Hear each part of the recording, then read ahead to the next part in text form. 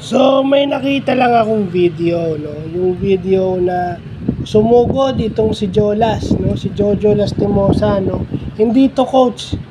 Ang designation nito is, o posisyon nito is team manager ng TNT, no?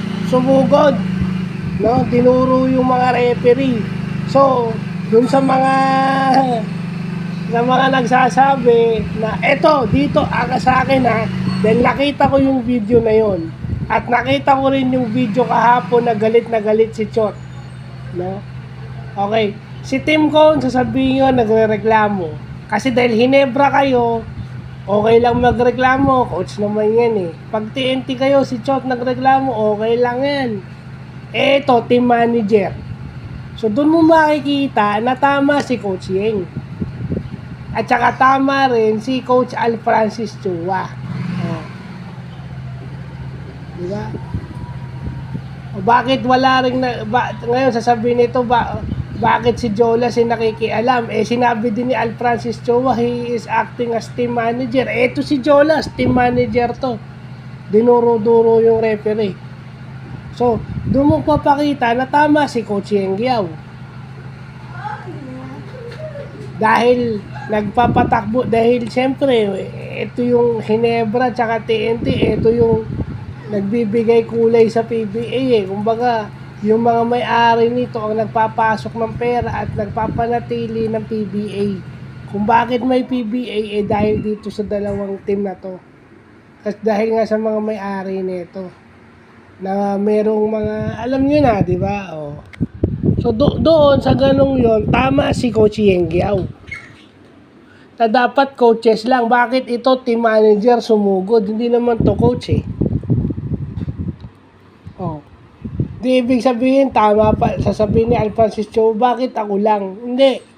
Sa tingin ko, Coach Yeng is very particular na kahit anong posisyon mo, not only Al Francis Chua, bakit dito kay Jolas wala man lang nag-iingay dito? Kung meron mang nag-ingay dito kay Jojo Lastimosa na sumugod sa referee, iilan lang, hindi kagaya kay Coach Yeng, viral. Oh. Eto may nag-post ng video, parang konti ang nag-react eh. Nung mabasa ko dun sa comment section ng video, around 14 people, 14 katao lang yung nag-react. Pero kay Coach Yeng Guiao, viral.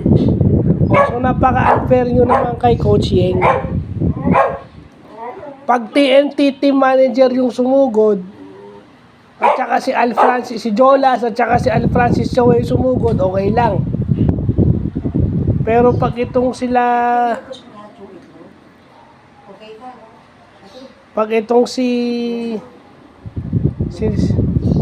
to